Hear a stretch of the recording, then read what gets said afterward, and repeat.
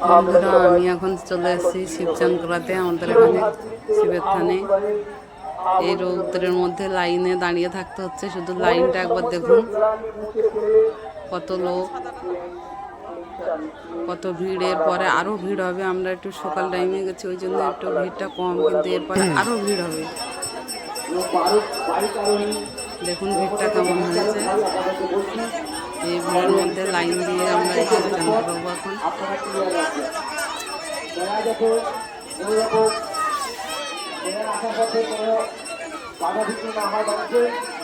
আপনারা লক্ষ্য রাখবেন। আমরা মেলা কমিটির পক্ষ থেকে আপনাদের কাছে বিশেষভাবে আবেদন জানাচ্ছি, আপনারা মেলায় ঢোকার যে প্রবেশপথ, এই পথগুলো আপনারা দয়া করে পরিষ্কার রাখবেন।